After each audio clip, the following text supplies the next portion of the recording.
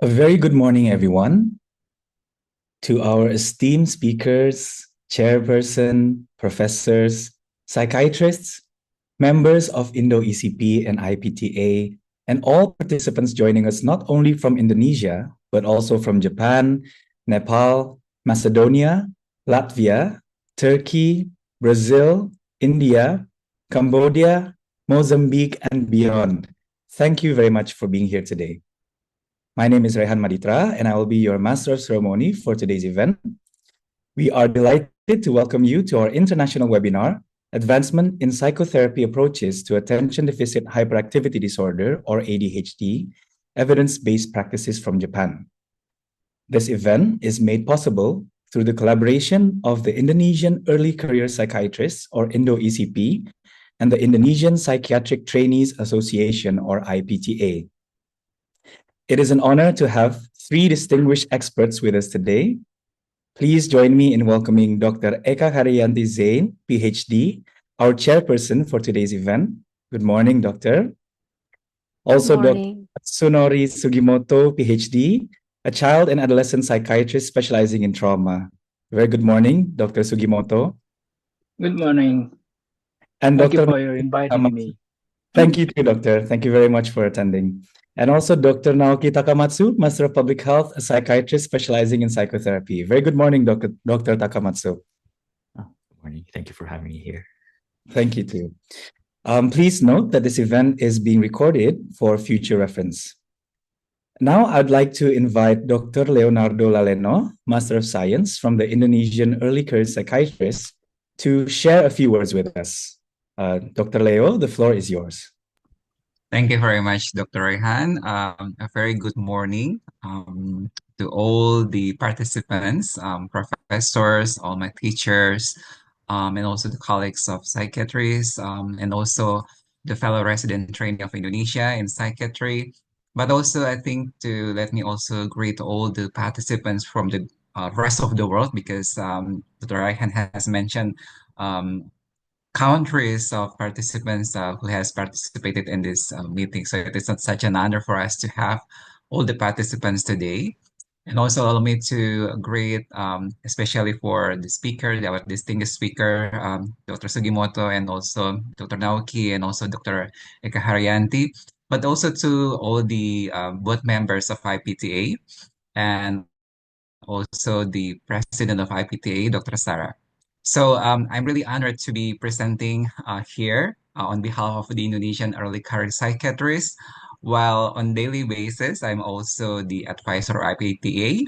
But I think there is a wonderful history while we can also have this wonderful event today.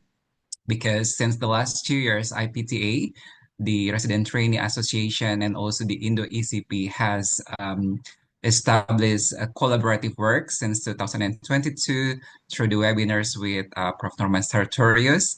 And I'm very happy that the collaboration is still going up to now.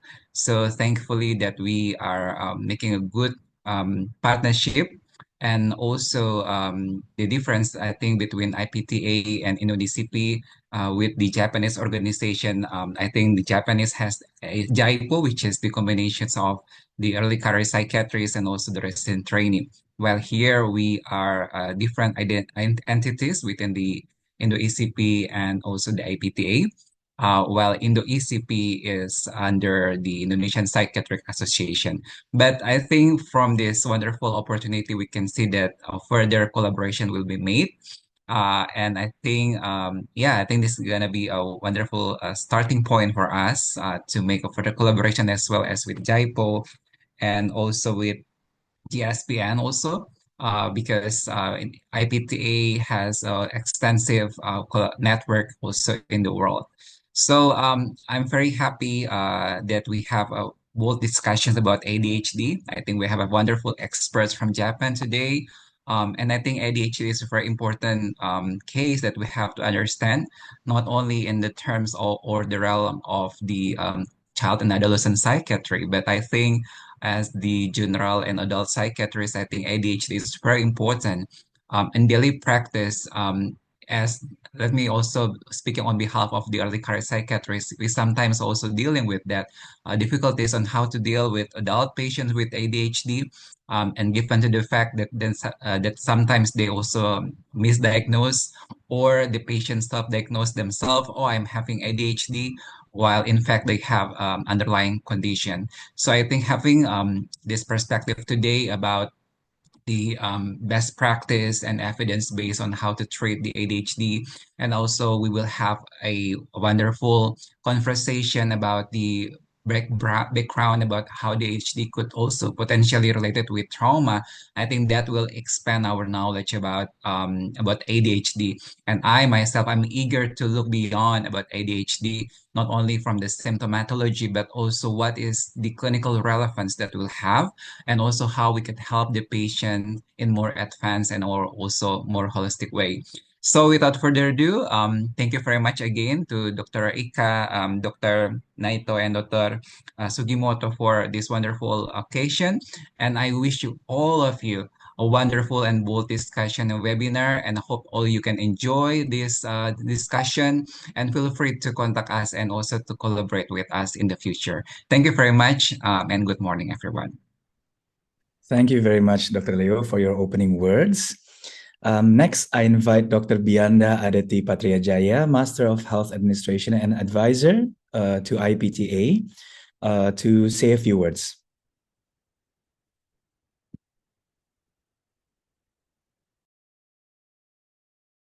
Bismillahirrahmanirrahim. Assalamualaikum warahmatullahi wabarakatuh.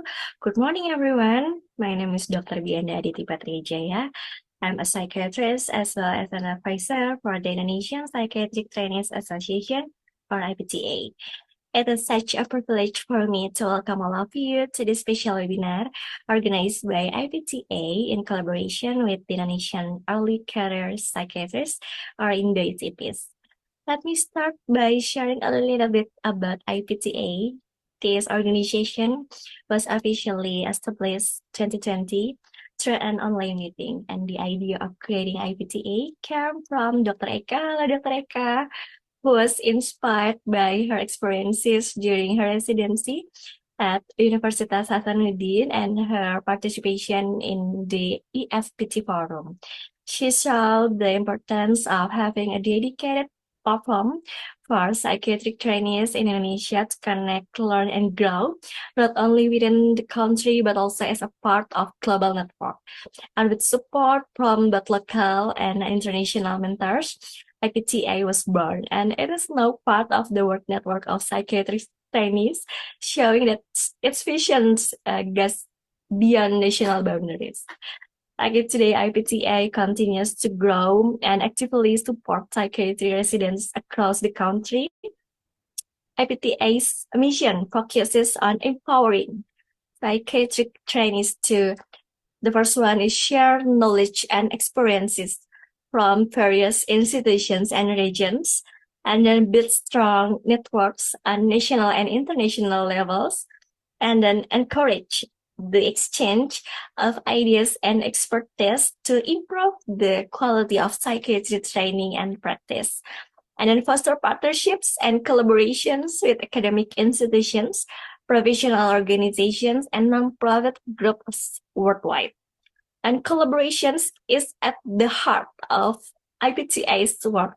Over the past years, we have built meaningful partnerships, and we're always looking for new opportunities to work together with institutions and professionals from around the world. And whether it is in education, research, or advocacy, IPTA believes that collaborations is key to advancing mental health care.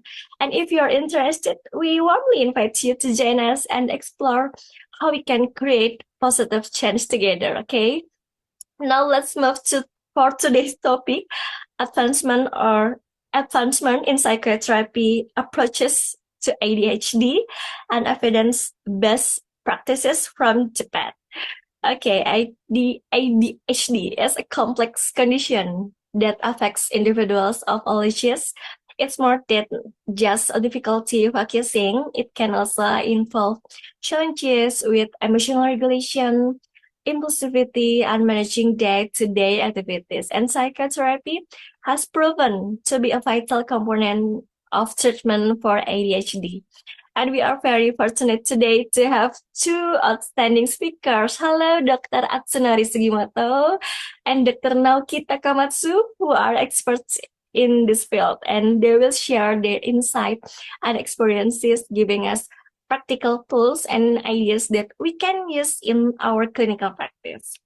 Lastly, our moderator for today, Dr. Eka, she's not only the founder or the initiator of IPTA, but also an excellent moderator with a strong passion for advancing psychiatry. And she has played a key role in making events like this possible and will get us through today's session with her expertise and enthusiasm. So thank you all for joining us today.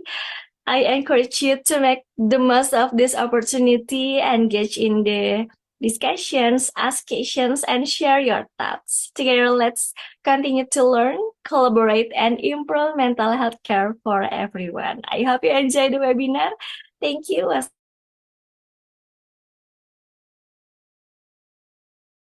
Okay, thank you very much, Dr. Pianda, for your opening words. And finally, I'd like to invite Dr. Zahra Ibadina Silmi, Master of Management and also President of IPTA, to officially open this event. Dr. Zahra, the floor is yours. Thank you, Dr. Rehan. Good morning, distinguished speakers and fellow webinar participants. Ohayo gozaimashita, hajimemashite, Zahra to moshimashita. Dozo yoroshiku onegaishimasu. I'm Zahra, President of the Indonesian Psychiatric Trainees Association, or IPTA, and a psychiatric trainee from Universitas Airlangga, Surabaya, Indonesia. It is my great pleasure to welcome all of you, our esteemed speakers, the chairperson, professors, psychiatrists, members of Indo-ECPs, the board of IPTA, members of IPTA, and all participants joining us today from Indonesia, Japan, Nepal, Macedonia, Latvia, Turkey, Brazil, India, Cambodia, Mozambique, and beyond. Welcome to the international webinar organized by the Indonesian Early Career Psychiatrists, or Indo-ECPs, in collaboration with Indonesian Psychiatric Trainees Association, or IPTA.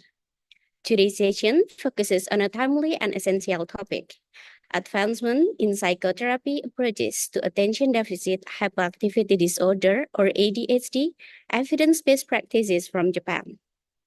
This webinar aims to highlight cutting-edge evidence-based psychotherapy techniques developed and practiced in Japan, a country renowned for its rigorous research and innovative therapeutic approaches.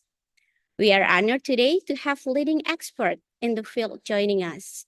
Thank you, Dr. Atsunori Sugimoto, Ph.D., Dr. Naoki Takamatsu, M.D., Ph.D., and our chairperson today, our beloved Dr. Ekachaeryanti, Zain, Ph.D. ADHD, as we know, is a complex neurodevelopmental disorder that affects millions worldwide, impacting children and adults in various aspects of life. Recent studies have revealed that a strong connection between ADHD and trauma-related experiences. Children and adolescents with ADHD are particularly vulnerable to trauma due to impulsivity and difficulties in assessing risk. Conversely, trauma exposure can also exacerbate ADHD symptoms, creating a complex interaction that complicates both diagnosis and also treatment. Trauma significantly disrupts the neurodevelopmental of young people with ADHD, intensifying challenges with emotional regulation, focus, and also behavior. However, trauma-informed care and specialized interventions such as EMDR, eye movement desensitization and reprocessing, have shown promise in addressing these issues. These methods aim to create a safe healing space, acknowledge the developmental impact of trauma, and directly target traumatic memories to reduce symptoms. In adults, ADHD continues to affect multiple areas of life, including work, relationship, and health. Adults with ADHD often face challenges with time management, disorganization, and impulsivity, which can hinder productivity and strain relationships. High rates of comorbid conditions like anxiety and also depression are also prevalent. Further, it diminishing the quality of life. The cognitive behavioral therapy, or CBT, has proven effective in treating adults with ADHD by helping individuals develop practical skill, restructure cognitive distortion, and enhance executive functioning. CBT focuses on coping strategies and problem-solving techniques that enable adults to better manage daily challenges and improve overall quality of life. So today, our distinguished speaker will share invaluable insight into comprehensive psychotherapy approaches for ADHD across the lifespan. The participants will learn how integrating trauma-informed and trauma-specific care can effectively address the needs of children and adolescents with ADHD and trauma histories. Additionally, the webinar will also explore tailored CBT techniques for adults with ADHD, emphasizing strategies to reduce the disorder's impact on everyday life. This collaboration between IPTA and Indo-ECPs underscores our shared commitment to fostering knowledge exchange and professional development across borders. By focusing on ADHD and psychotherapy, we hope to spark a meaningful dialogue on how we, as practitioners, can better serve our patients and adapt global best practices to our local context in Indonesia and beyond. Before we begin, I encourage everyone to engage actively, ask questions, and make the most of this opportunity to learn from some of the brightest minds in the field. Once again, thank you all for being here. We look forward to enriching discussion ahead, and we hope today's session inspires new ideas, enhances clinical practice, and strengthens our dedication to improving the care and treatment in individuals with ADHD. Let us now begin our exploration of the fascinating advancement in ADHD psychotherapy, because psychiatry is more than just prescribing. Domo arigatou gozaimashita. Webinar ni sankashite tanosende kudasai. Otsukare-sama deshita. Thank you, Dr. Rehan. Wow, thank you very much, Dr. Zahra. I never knew you spoke Japanese too. Okay, thank you for your officially opening this event. Now, finally, it is my pleasure to now introduce our chairperson for today's webinar, Dr. Ekachaeryanti Zain, Ph.D. Hello, Dr. Eka. Dr. Eka is an Indonesian psychiatrist currently conducting research in the Department of Psychiatry at Niigata University School of Medicine, Japan. Originally from the Medical Faculty of Mulawarman University, Samarinda, Indonesia, Dr. Eka is also the founder of IPTA. So without further ado, Dr. Eka, please, the floor is yours. All right. Thank you, Dr. Rehan, for the wonderful opening and introduction. And it's truly an honor for me to have Dr. Rehan, the esteemed Vice President of IPTA, inaugurate our webinar today. I deeply appreciate the insightful beginning that he has provided for this event. And listening to the opening remarks from Dr. Leo, Dr. Bianda, and Dr. Zahra brought back fond memories of my time with IPTA from 2020 to 2021, a period filled with growth and inspiration. And I'm sincerely grateful for the dedication and contributions of all the members of IPTA and Indonesian ECPs whose hard work and commitment continue to make such events possible and impactful. So good morning, good afternoon, and good evening, everyone, depending on where you are joining us from. It's my great honor to serve as the chairperson for today's lectures. Our topic for today is advancements in psychotherapy approaches to attention deficit hyperactivity disorder, evidence-based practices from Japan. And today's session is packed with valuable insights from two esteemed speakers from Japan. First speaker would be Dr. Atsunori Sugimoto, Ph.D. He will be presenting on integrating trauma-informed and trauma-specific care, including EMDR, for children and adolescents with ADHD and histories of child abuse. The second speaker will be Dr. Naoki Takamatsu, M.P.H. He will be discussing cognitive behavioral therapy for adults with ADHD. And each presentation will run for 20 to 25 minutes with a timer displayed on the upper right corner of the screen to help keep us track on time. And after each presentation, we'll have a two-part Q&A session We encourage everyone to actively engage by submitting questions to through the provided Slido link or participating directly during the live Q&A session. So without further ado, let us dive into today's topic. I'm honoring to welcome our first speaker, Dr. Atsunori Sugimoto, Ph.D. Good morning, Dr. Sugimoto. And thank you very much for joining us today. Sorry, Okay. I'm in trouble with the Zoom. Okay, so we can hear you now. Thank you. So, is it okay for now, Dr. Sugimoto? So maybe it's okay. Can you hear this? Yes, we can hear. Oh, thank you. Sorry. Thank you very much. Thank you very much for inviting me this great international webinar. Yeah. Can I start? Can I share the screen? Yeah. So before that, Sorry. yes. Let me Sorry, provide a because brief. I cannot Okay. listen to you for a while. Please continue. Okay. So thank you very much for joining us today. And I believe winter is very cold now in Niigata. So how do you enjoy the snow situation this year? Yes, yes, in Niigata, it is very cold, but now I'm excited to meet you all participants. Thank you very much. And now let me provide a brief introduction. Dr. Sugimoto is a child and adolescent psychiatrist and specially appointed associate professor at the Department of Community Psychiatric Medicine, Niigata University Graduate School of Medical and Dental Sciences, Japan. He is an expert in evidence-based practices for managing ADHD, particularly in children and adolescents with trauma histories.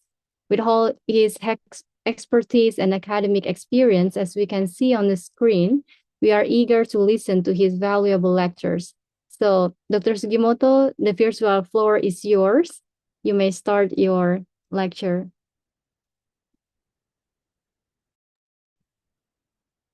Thank you. Can you share the screen? So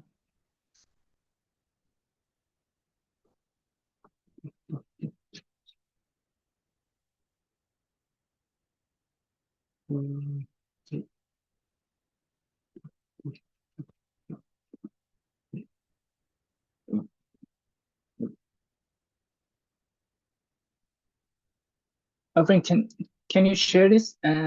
See this? Yes, yes, we can see and we can hear you clearly. Thank you very much. Thank you very much.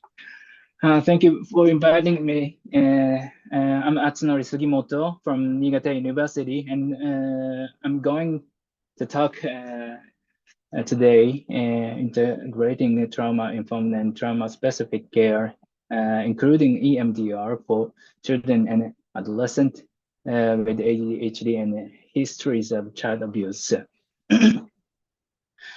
Today, I will talk about the 3 points, what do we need now, and 3 levels of trauma care and addressing socially related behaviors.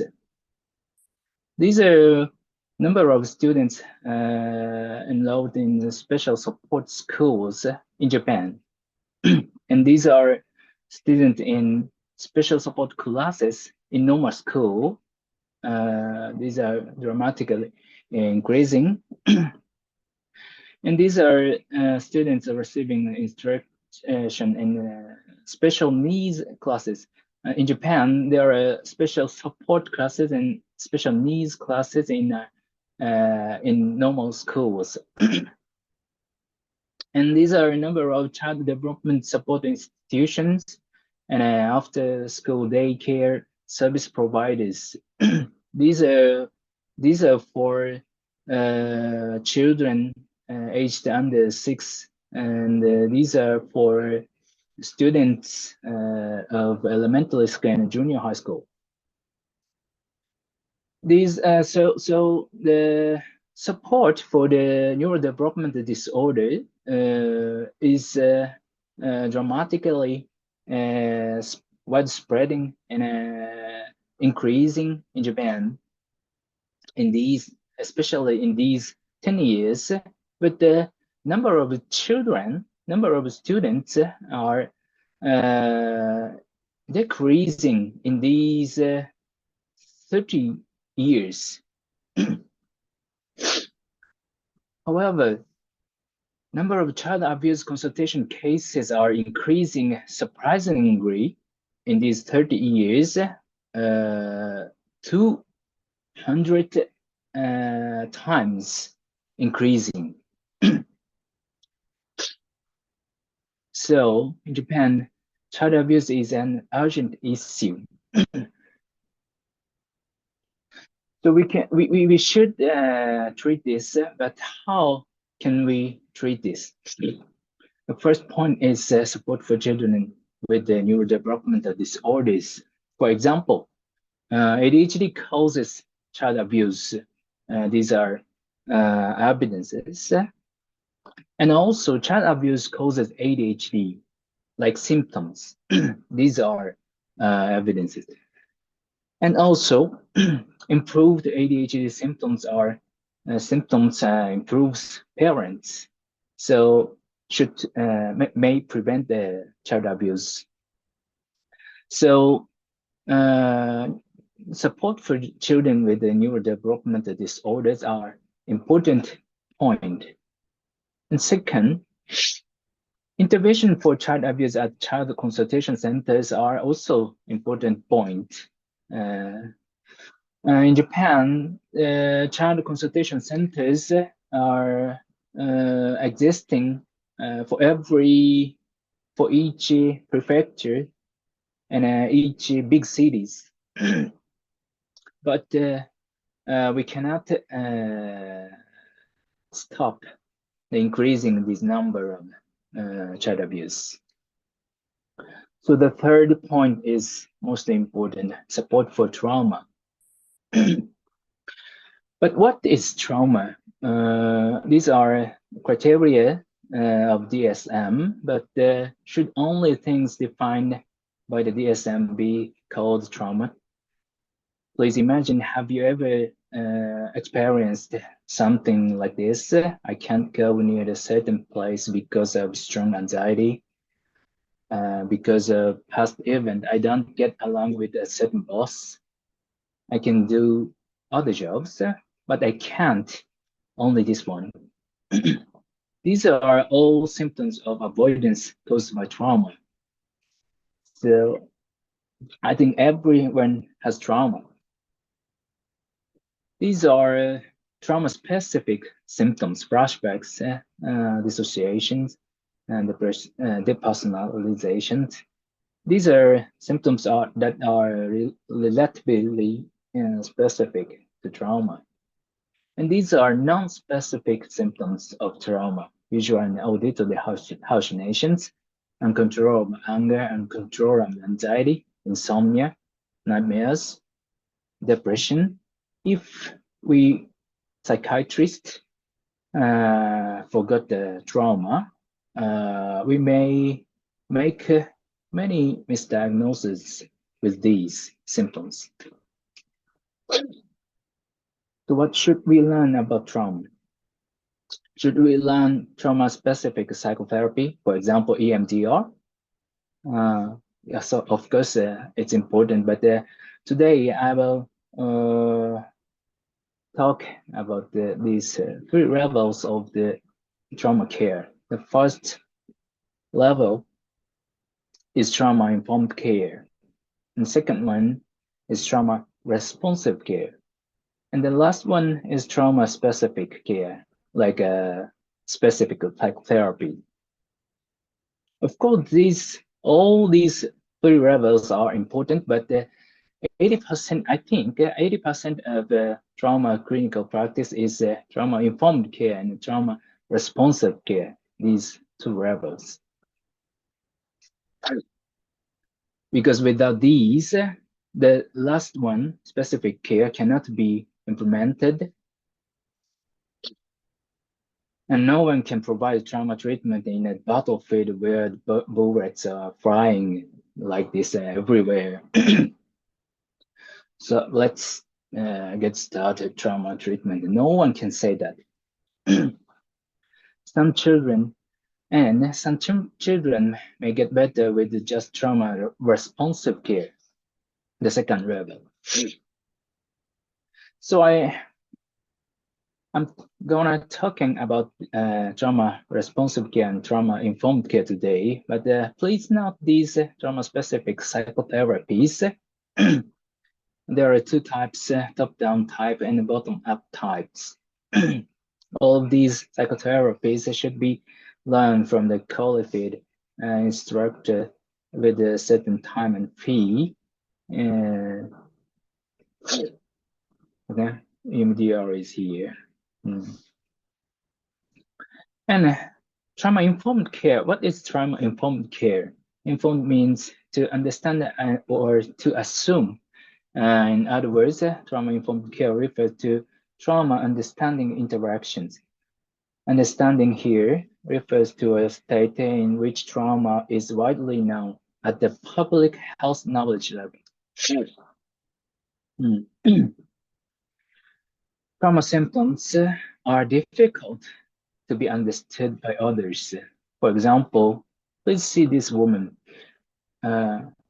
Is she sleeping? No, she is suffered from flashbacks. If you don't understand the symptoms of a trauma, you may make the person despair, thinking that this person is the same. No one will help me after all. Supporters must always keep in mind the perspective of, may this symptom be due to trauma? And these are three important points for trauma-informed care. Please note this. And for the trauma-responsive care, there are several strategies or categories of trauma-responsive care. How to deal with the child who loses his temper easily. How to deal with the sexual problem behavior. How to deal with the suicidal behavior, the importance of a physical approach. I'm going to talk about today how to deal with the suicidal behavior. If someone says, I want to die, when a child complains of suicidal ideation, the first thing to do is to listen to what the child has to say. What? Saying, what? You feel so? Why do you feel so? Or you feel like you want to die when you are going through a lot of hardships. What are your hardships? And ask about the background and triggers of the suicidal ideation. Background and triggers. Suicidal ideation, self-harm, and suicide attempts are usually caused by complex factors, but generally there are backgrounds and triggers. And I understood these and try to avoid the triggers at least. The background is rooted in the person's upbringing and family, and many of them cannot be solved immediately. Several factors such as neurodevelopmental disorders, child abuse, puberty, and other family environments are complex, and it takes several years or more to improve them. And triggers are things that have a direct and a timely effect and can be avoided. Many can be avoided, sorry. For example, I had a fight with my boyfriend yesterday or something. The suicidal thought can increase or decrease. It is not always constant. It is important that those around notice when suicidal thought becomes stronger. The most dangerous thing is when a child becomes unable to tell anyone about their suicidal thought when the suicidal thought becomes stronger. So, don't say you want to die is a taboo phrase. Please note this. If you say things like don't say you want to die or your parents will be sad, the child will think I shouldn't say so because my parents will be sad. Well, even if I do feel like dying, I just not say it. This is the most dangerous thing. Therefore, we repeatedly tell children, if you feel like you want to die, tell an adult before you don't do anything dangerous. This acts as a safety net. A person to tell can be a parent, a relative, a teacher, or any adult who is easy to talk to. Children with suicidal thought often have complicated circumstances at the home, so it is often difficult to them to tell their parents. And should we stop self-harm? Children who self-harm have a complex backgrounds, no other way to release stress, and in part they self-harm to live, not to die. If we try to stop them too easily, without resolving the background issues, and without establishing other ways to release stress, we may end up pushing them into a corner. It may take several years, but approach the background issues and find ways to release stress other than self-harm. These 2 points are important. When a child said, I want to die, it is understood to mean I'm in so much pain, like want to die.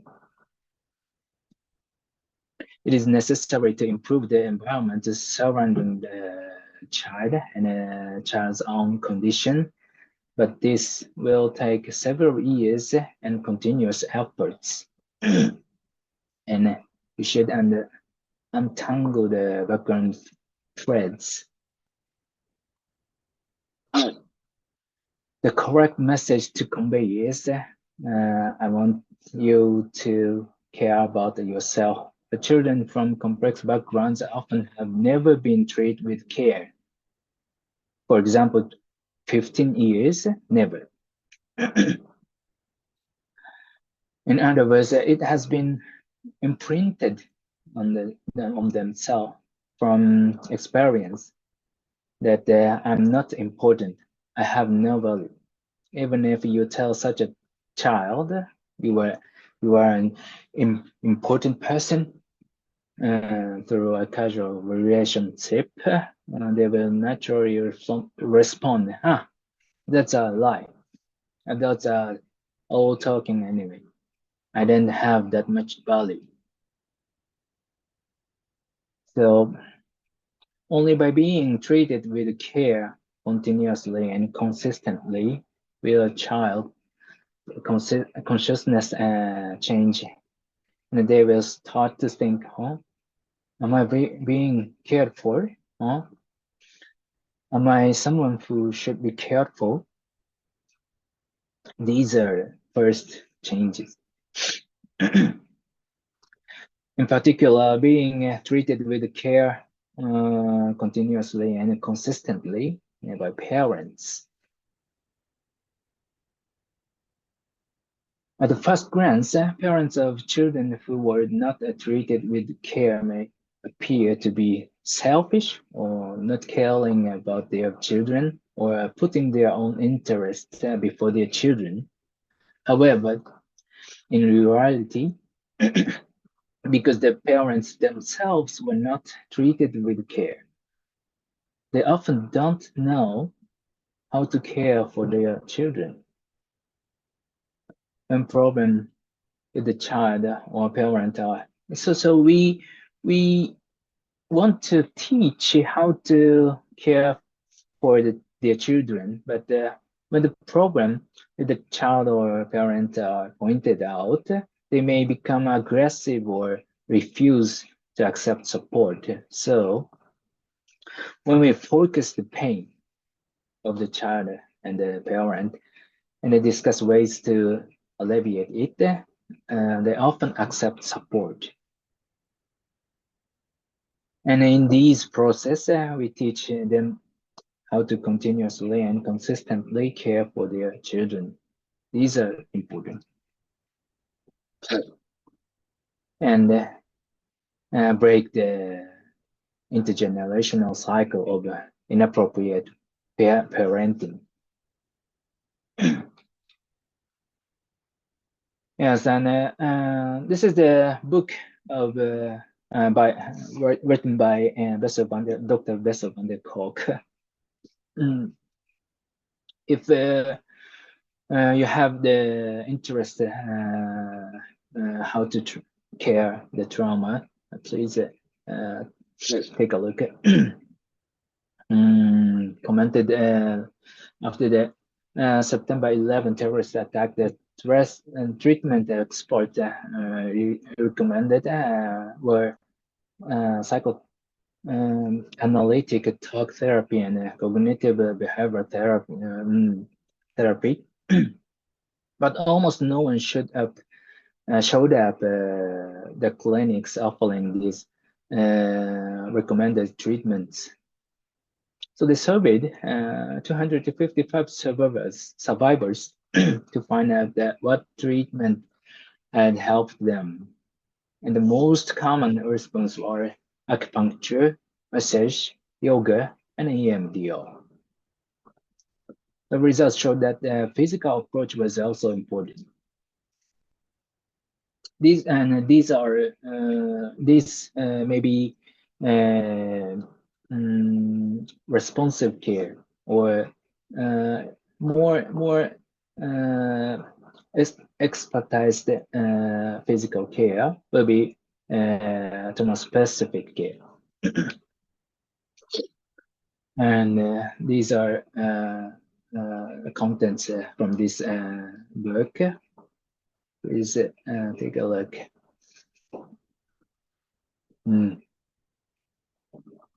And this is our team, Ecotherapy team, International Collaborative Research for Aging, Bullying, Prevention and Intervention team, led by Dr. Eka and I. Thank you for your attention. Thank you very much, Dr. Sugimoto, for the wonderful presentation. We realize that the trauma itself has been very profound, and the trauma-informed care is very important to be addressed. So we would like to get back to you after the second presentation. So we will have you back in the Q&A session. Thank you very much. Thank you very much. And now I'm delighted to welcome our second speaker, Dr. Naoki Takamatsu, M.P.H. Good morning, Dr. Naoki. Hi, Eka. Hi. So, great. It's really an honor to have you with us today. Here is a brief introduction from Dr. Naoki.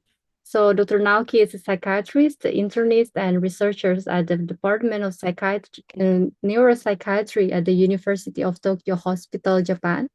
He is a physician researcher who bridges internal medicine and psychiatry at the National Center for CBT and Research and the University of Tokyo Hospital. With all his expertise and academic experience, as we can see on the screen, we are eager to hear his valuable lecture. So, Dr. Naoki, the virtual floor is yours. Hold on, I will be sharing my slides right now. Sure.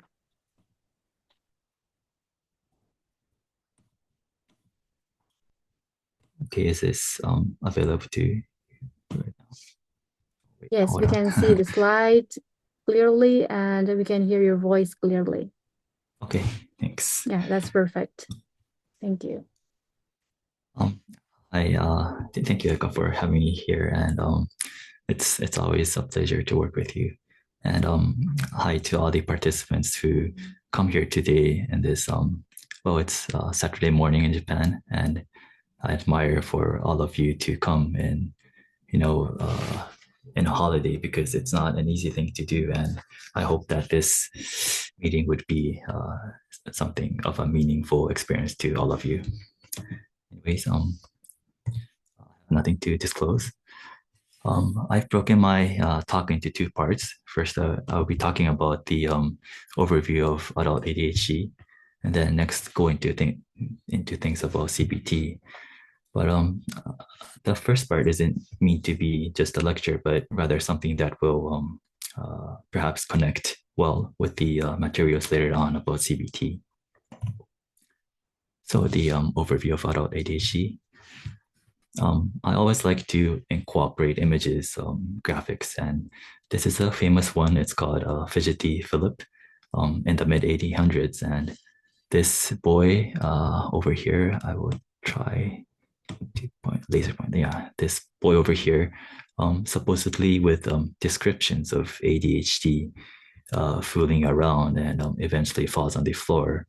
And so ADHD is thought to have existed in the literature starting as early as the 18th century to the 19th century, although the terminology used for it varied accordingly. And a turning point in 1902 by Dr. Still, and some of you may notice his name, Still's disease, an arthritis condition we study in medical school.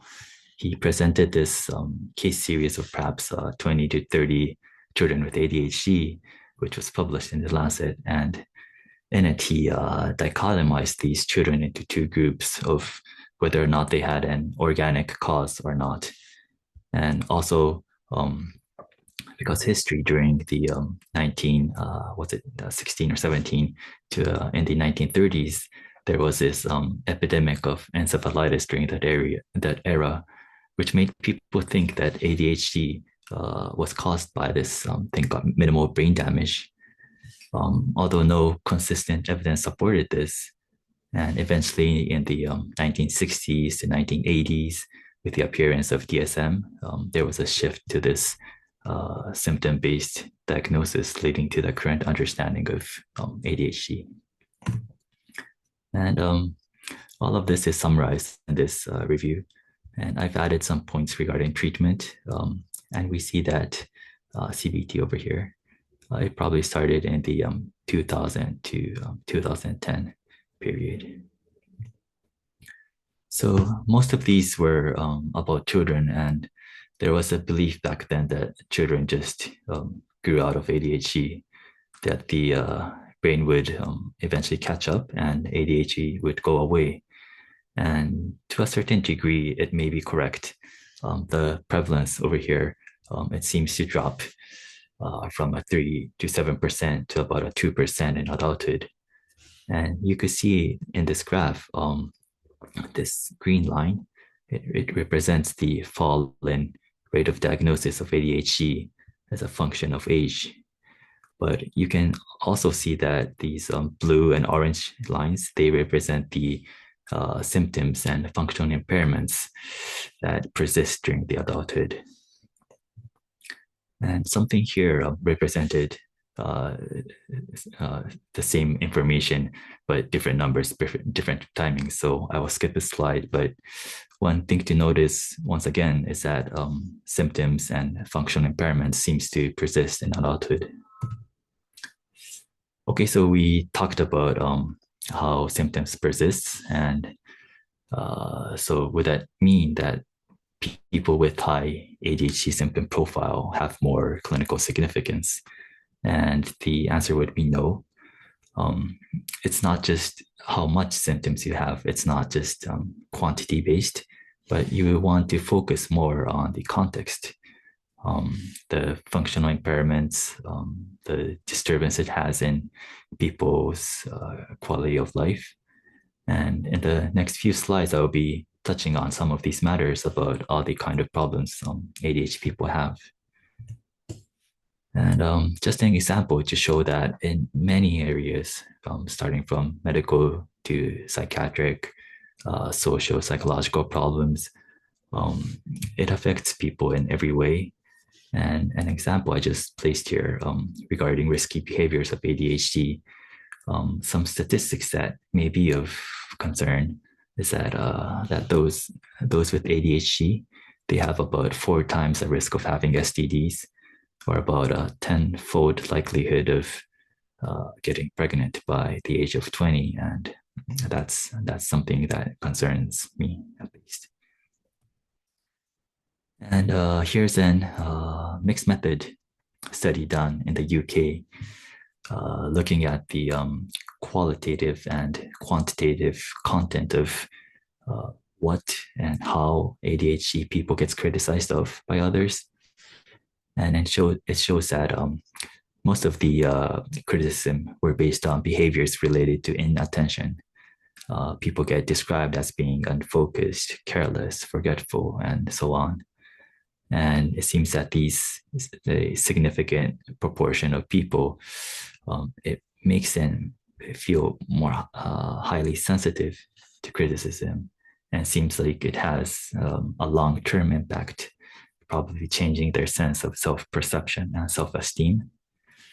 And another significant thing is that it results in hiding and masking of their problems to avoid future trouble.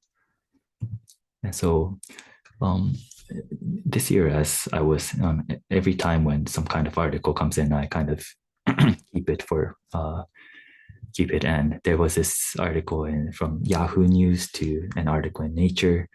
Both talks about these personal narratives, highlighting masking behaviors and stigma in adult life.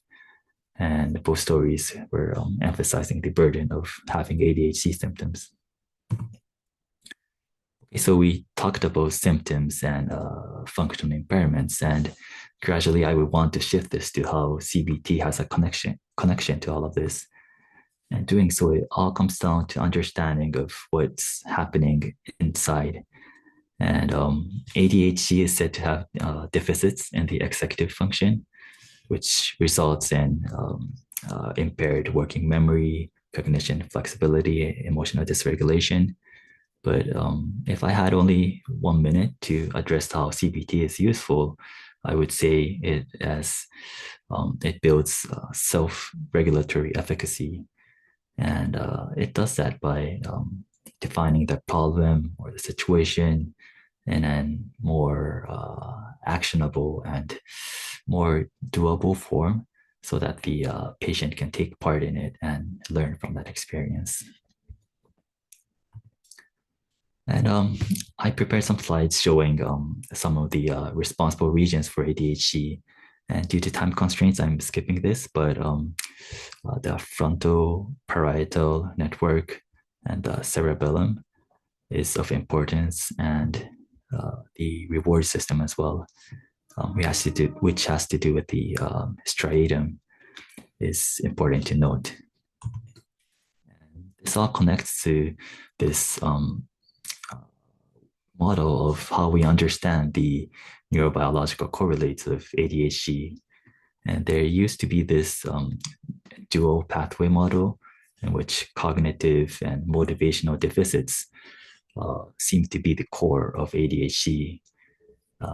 And that translates to having disinhibition or delay aversions. But studies have elicited that these two pathways are absent in up to 30% of the cases. And so there are more than just these two pathways. And so there are intentions to add a third pathway. And one of the probably most famous one is this temporal processing deficits, which the cerebellum has to do something with it. And the other pathway is the emotion dysregulation pathway. And it has been, this concept was, I think, introduced in the 2010 or so, but early on this year in Nature Medicine, there was this article that maybe the pars orbitalis, which is in the front part of your brain, has to do with this executive function. And I'm going to skip this slide, but after the recordings are available, maybe it's something interesting to read about emotional dysregulation. And this is a conceptual slide I sometimes use for my patients regarding working memory. So in people with typical development, there's enough of these cups or containers to withhold the information. And when new information comes in, it has the ability to reorganize the original information and place this new information in such an organized or timely manner to understand the material. But then in an atypical development, you see that we have less cups or containers to start with. And with the arrival of new information, it either, it simply does not get taken in, or you can see that the original information does not get reorganized. And if this new information, just tries to come into this container, something has to go out, and that something gets left out. It gets forgotten, and that's why, that's where the trouble comes in. And so what do we do with this? And that's where the planners and to-do list comes in. So translating that into this comic, you gotta increase the number of cups and containers. And if something's not happening in an organized manner inside your head, you gotta externalize it.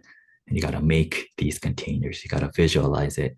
And if you have it on paper, you can see all the task lists, to-do list of what you have to do. Maybe you can change the pattern then. So that's one thing you could use in your clinical practice. And there are other strategies to address or support these difficulties regarding executive function, and of which I've shown in this slide was probably this number 1 and number 4. So the key word is to externalize. Externalize information outside on notebooks or planners. And you also externalize your motivation or time management you want to make it seen. And also number 5 is important as well. All of these problems, when I'm going to talk about this in the second part, but when you have a lot of problems, you kind of blame yourself for it. But the important thing is that you want to manage or change your environment in such a way that you can adapt better to it. So number 5 is important as well. Okay, my second part would be talking about CBT for adult ADHD. And one extra slide before I start talking about CBT, I wanted to share my association when I first heard from Eka about talking this topic of adults diagnosed, quote unquote, diagnosed with ADHD. And I thought about this issue of does she want me to talk about the issue of overdiagnosis or overlooked ADHD in the clinical setting? And I wasn't really sure, but this was something I had in mind.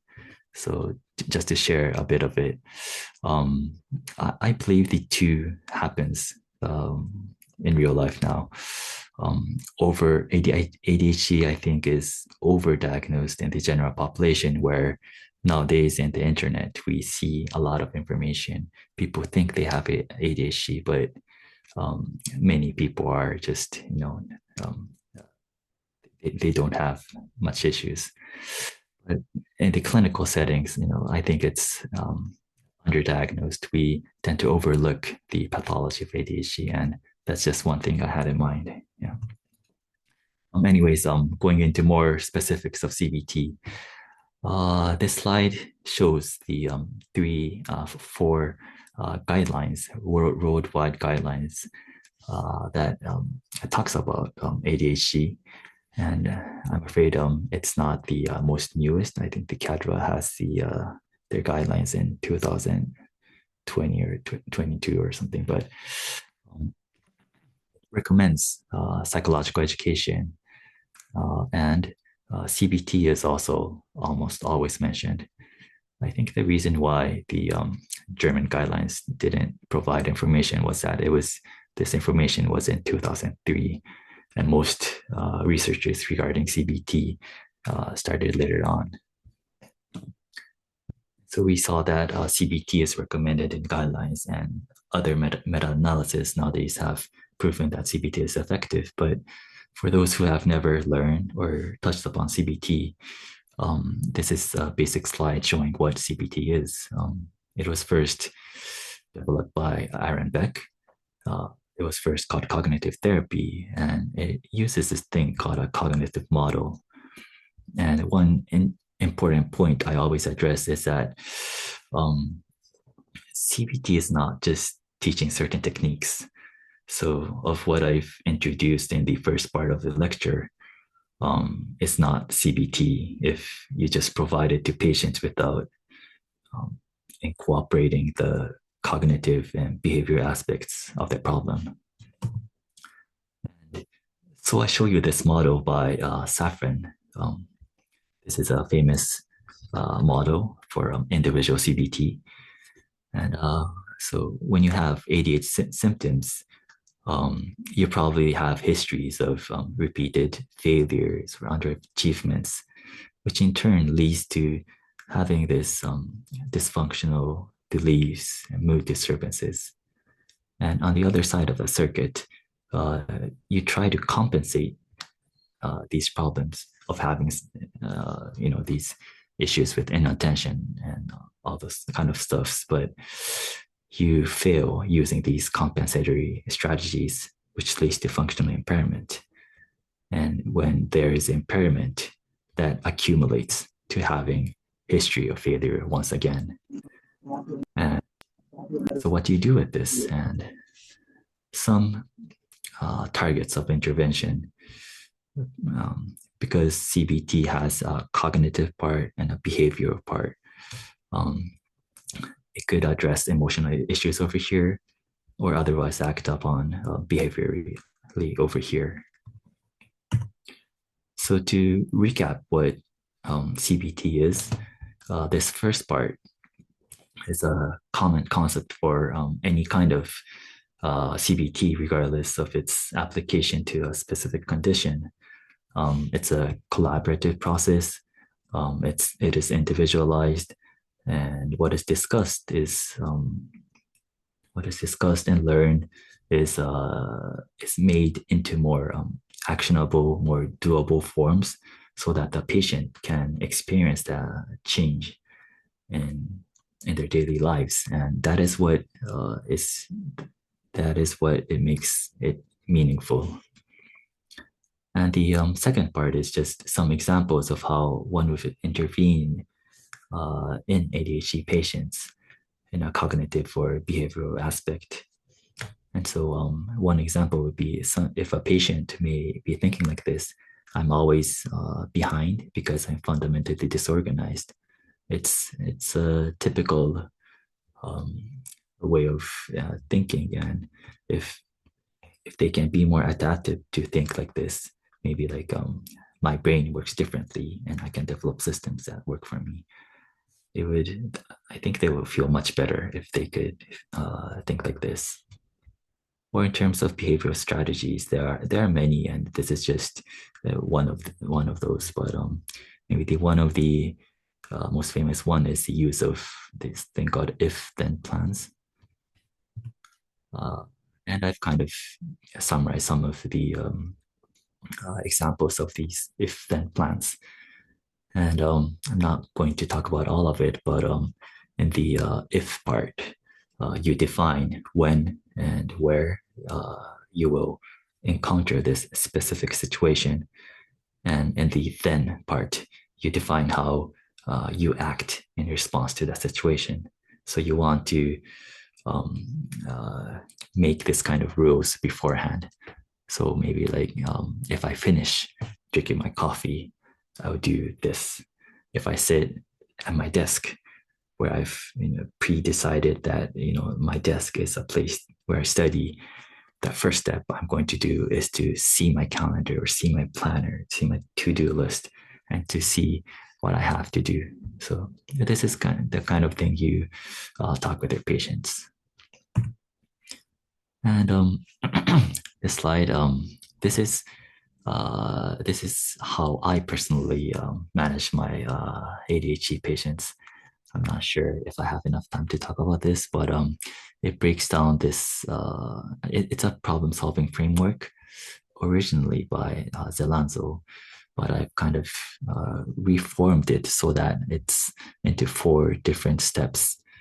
And any kind of problem, I think, could be applied to these 4 steps. Are we having trouble starting? Or even after you start a certain task, are you having trouble because you're not planning to do so? Or is it because you're not keeping track of time? Or is it because you're getting off track? And I've kind of listed each kind of examples under that. And it's something I use on a daily basis. Okay, so CBT, I've talked a lot about these different kind of strategies, techniques, what kind of things we can do for our patients, and common strategies and techniques.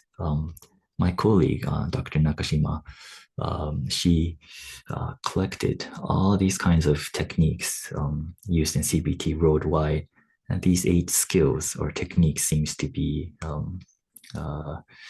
mainly used. And another, this is a paper I've that I wrote about this individual CBT in Japan. It's the first CBT that was ever done in this country, and it's an individual CBT. And I know this is quite small, but we have 20 modules, and it's not that we incorporate every single module for each patient, but upon thinking, we discuss what the problem is, what kind of problems each patient has, and we choose which modules fit for that patient. And I think this kind of things is necessary for some people. But the problem is that we don't know which component or which techniques are really useful for ADHD patients. So this paper, a Japanese researcher, it now looks at these by this thing called component meta-analysis. So it looks to see if maybe a problem-solving strategy is good for ADHD, or cognitive reframing techniques are good.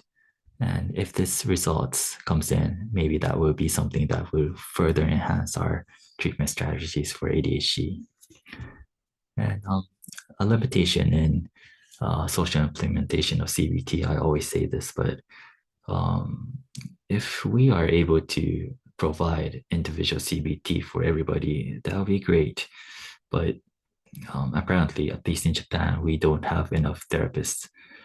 And again, we have this problem of not knowing which component effectively works on people and the optimal delivery method. And what I mean by this is that there are lots of types of CBT, ranging from individual CBT to group CBT. And nowadays we have self-help materials provided through digital interventions such as mobile apps. And so those are the kind of things that we have to keep in mind. Okay, this is my last slide. It's the take-home message. Problems seem to persist into adulthood, having complex issues, and CBT seems to be a effective way to address all the kind of problems. And one key word to notice is to you want to externalize all the kind of problems. You don't want to keep it inside, but you want to make it outside. And one last slide is this. this research that Eka and I are doing. It is an international survey looking into the practice of evidence-based psychotherapy. And yes, if you can access, I put a link in it. So yes, I would be very happy if you could join us as well. Thank you very much. Thank you very much, Dr. Naoki, for your wonderful presentation. We learned that CBT can be very useful to optimize the brain functions of adults with ADHD. And it's really captivated me that emotion regulation strategies and behavioral strategies are the gate for providing CBT to ADHD conditions. All right, so now we've listened from both speakers. We will open the floor for questions. And for the first part, Q&A session, we will review the questions submitted through Slido, and the committee is already filtered the most rated questions. So I have the first question for Dr. Sugimoto from the Slido. And for the first question will be, how can caregivers be involved in trauma-informed treatment for children with ADHD and history of abuse to create a more supportive environment? So what the caregivers should do? Yes, the first thing is to realize the trauma and do not to give the second or third trauma.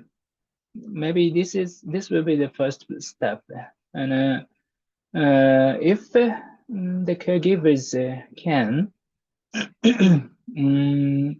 they may learn about the trauma and take care of their children with the trauma-informed care. This is my answer. Thank you very much. So I think that addressed very well. So by realizing what's the kid's trauma and also not giving additional trauma for the kids, it's terms of psychological trauma. Thank you very much. So, and then we move to the second question. This is for Dr. Naoki. What are the key barriers to CBT treatments for adults with ADHD, and how can therapists overcome them to ensure successful outcomes? Thank you for your question. There are many barriers, I believe. First of all, patients don't really like to come in for CBTs.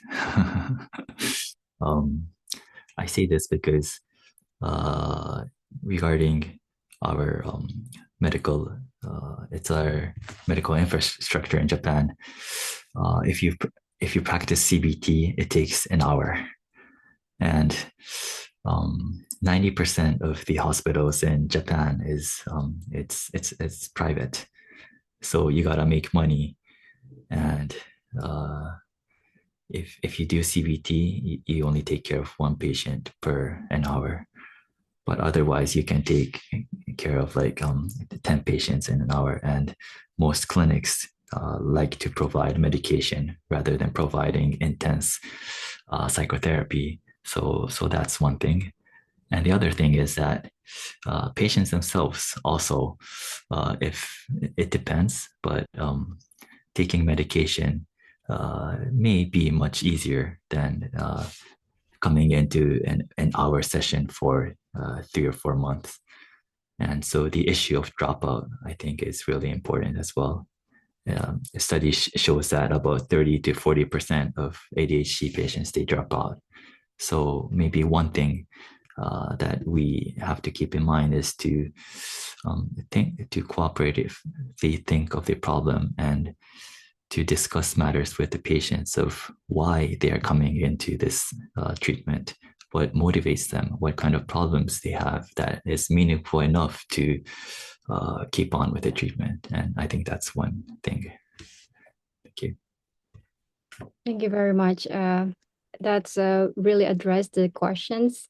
I hope the participant who asked this question already hear the answer from Dr. Naoki.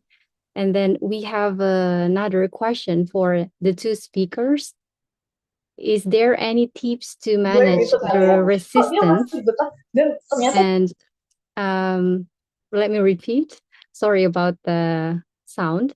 So is there any tips to manage the resistance and build trust to conduct a psychotherapy to people with ADHD effectively, whether for child and adolescent and for adults? So how to maybe build rapport and then manage the resistance.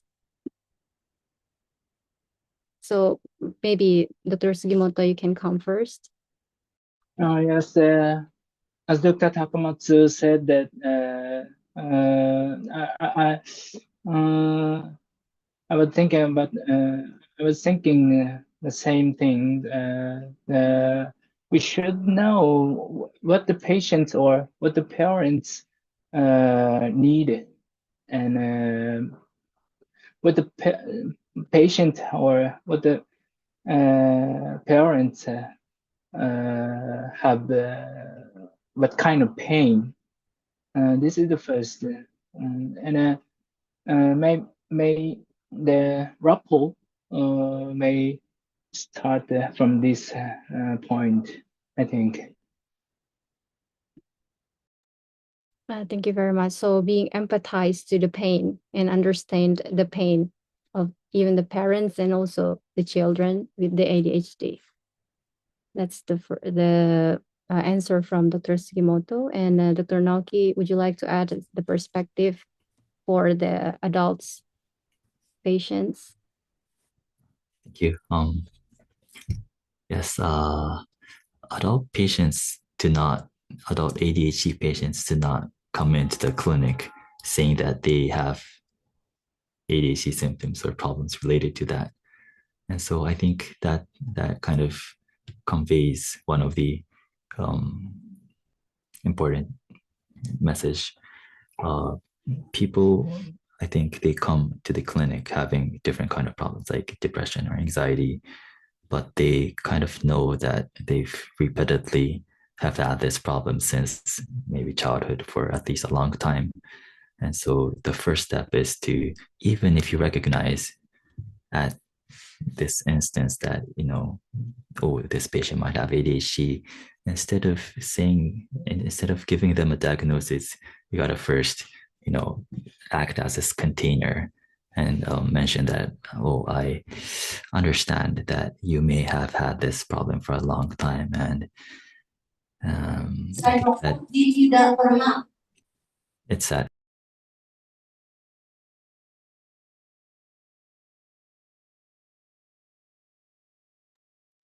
Sorry, Dr. Naoki, the last time we should mute everybody. So now we're asking you to unmute again, and please repeat the last sentence that you said. Sorry about that.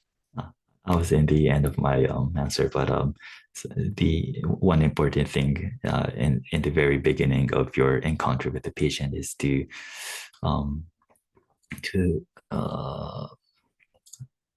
it's not, the important thing is not to diagnose patients with this certain condition, but to recognize what they have been going through, and in the process of understanding why this have always happened, and that patient, that would eventually lead to the correct diagnosis. So I think that those kind of the way you go through the problem is the answer to this question. Thank you. Thank you very much. So wonderful. It's not about labeling the patients with the diagnosis, even though our mind maybe think of some diagnosis and ADHD, but patient doesn't really like to be diagnosed, and to not diagnosing them at the first place. That's a very good idea. Thank you very much for letting us know about that. And now, after we actually have more questions from Slido, but due to time constraint, we move to the second part of a live Q&A session. So please, for all the participants, around 280 at this room, who wants to ask a question directly to our speakers, maybe one for Dr. Naoki and one for Dr. Sugimoto, please raise your hand. I'll see that if we got someone who wants to ask question directly. Okay, if not, then we can still go with the. Okay, maybe some some sent me the direct message that they're shy to ask direct questions directly. So I still have some questions for each of you from the Slido. So they prefer to do it on Slido. And the question for Dr. Sugimoto, how do cultural considerations influence the integration of trauma-informed and trauma-specific care? In several countries, the victim is still stigmatized. So maybe there are some cultural differences, but how do you see this? Yeah, of course, there are different situations in each country. And for example, the population situation or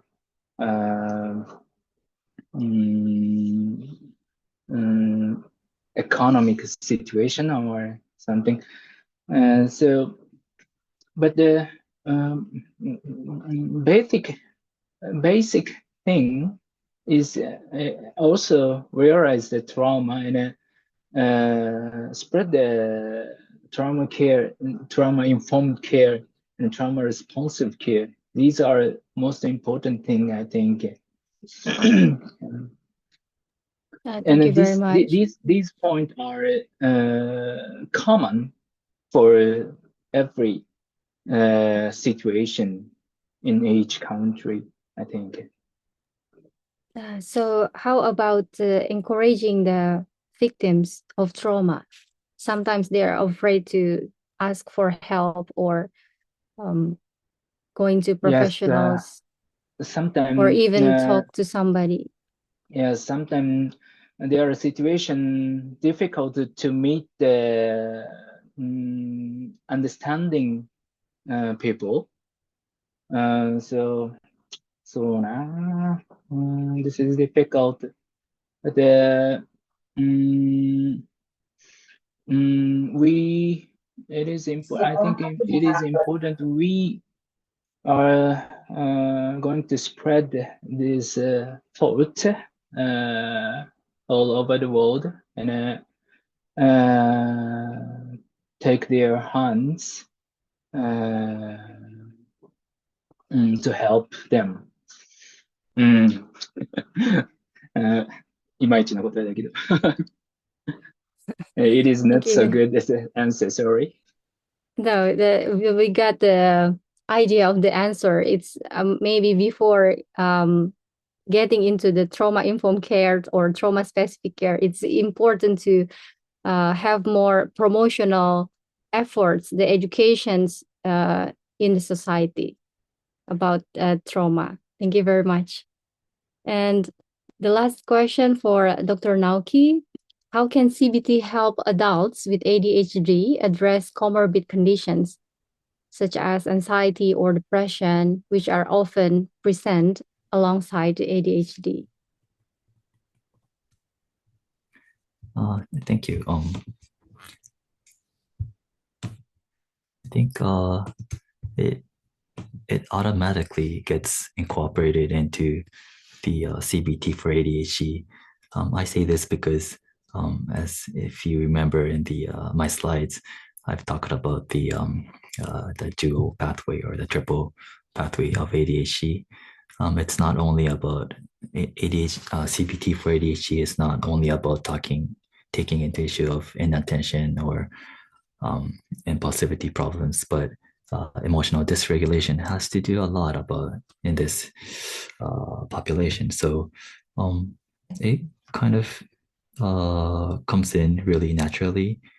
Even in my study protocol, we have out of the 20 modules, we have 2 modules that specifically addresses recognizing difficult emotions, and the other one is cognitive reframing, restructuring. So, and I think in our study, in a group of maybe 14 or so individuals, I think almost all of them have selected talking about these difficulties with emotions. So I think it's natural for people to of ADHD to have problems in these areas. Thank you.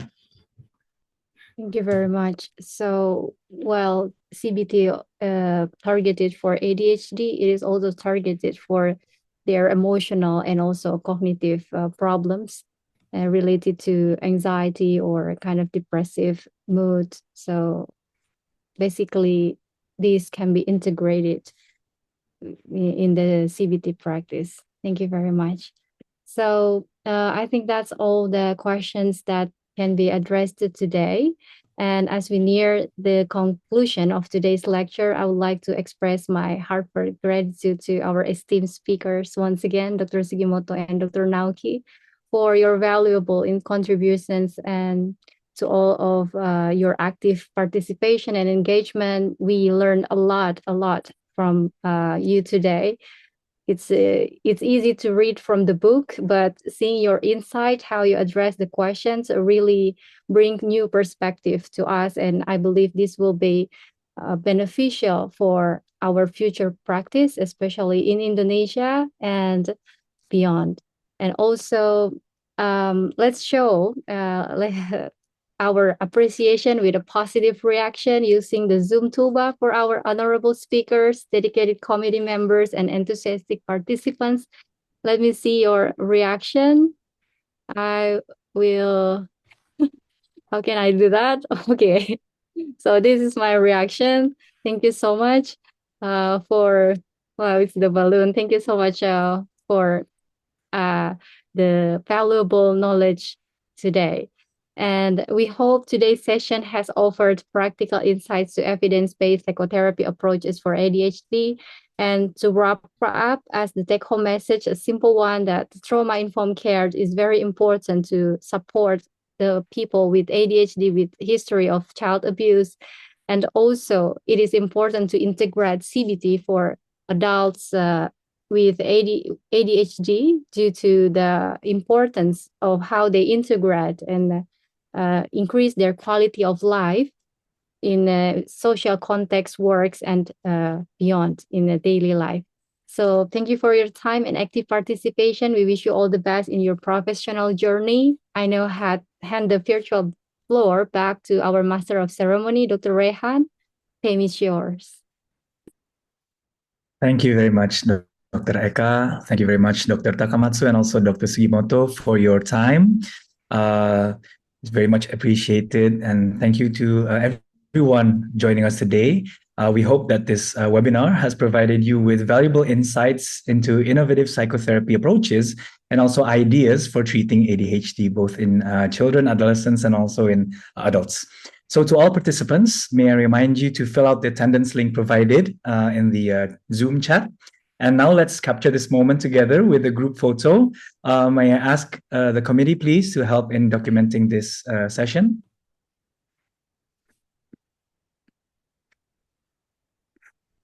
My permission to lead the presentation in 1, 2, 3.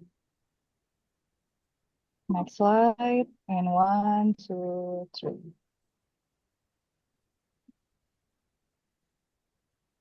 Thank you very much. Thank you very much, Dr. Hannah.